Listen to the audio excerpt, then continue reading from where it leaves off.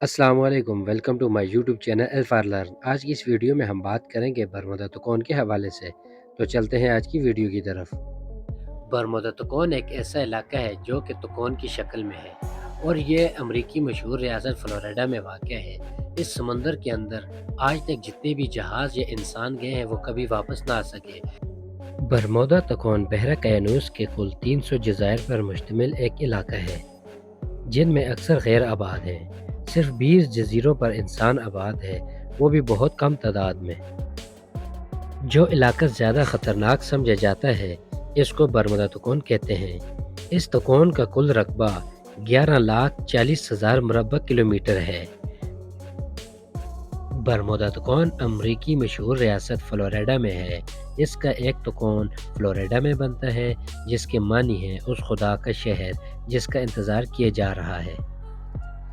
تقریباً 400 سال سے کسی انسان نے ان ویران جزیروں میں جا کر آباد ہونے کی کوشش نہیں کی، یہاں تک کہ جہاز کے کیپٹن تک اس علاقے سے دور رہتے ہیں۔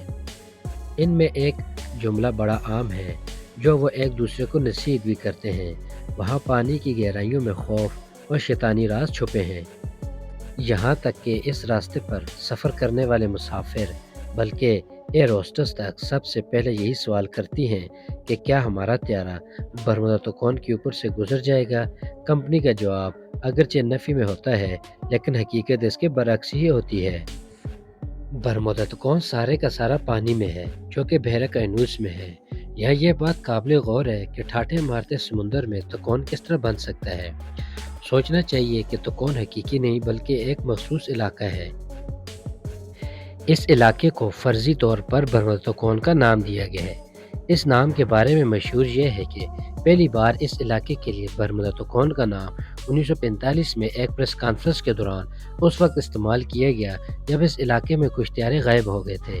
یہ بات قابل توجہ ہے کہ اس کو تکون کا نام ہی کیوں دیا گیا۔ اس حادثے سے پہلے بھی بہت سے حادثات رونما ہو چکے تھے لیکن اس وقت اس علاقے کو برمودا تکون کے بجائے شیطان کے جزیرے کہا جاتا تھا۔ کولمبس جب اس علاقے سے گزرا تو اس نے بھی یہاں کچھ عجیب و غریب مشاہدات کیے، مثلاً آگ کے گولوں کا سمندر کے اندر داخل ہونا، اس علاقے میں پہنچ کر قطب نما بغیر کسی ظاہری سبب کے خرابی کا پیدا ہو جانا۔ کولمبس کے امریکی سفر کو اب 5 صدیاں گزر چکی ہیں لیکن یہ سوال آج بھی اسی طرح برقرار ہے کہ اس علاقے میں پانی کی گہرائیوں میں، پانی کے اوپر اور اس کی فضا میں ایسی کیا چیز ہے، کون سی پراسرار طاقت ہے جس کی تشریح عقل انسانی اور جدید انسانی سیٹلائٹ کے اس دور میں بھی ابھی تک اس کی معلومات حاصل نہیں کر سکی۔ 1854 سے پہلے عرب کے لوگ جب اس علاقے سے گزرتے تھے تو ان کے جہازوں کو کبھی کوئی حادثہ، کوئی غیر معمولی بات یہاں دیکھنے میں نہیں آئی۔ البتہ تاریخ میں بعض واقعات 1854 سے پہلے بھی ملتے ہیں۔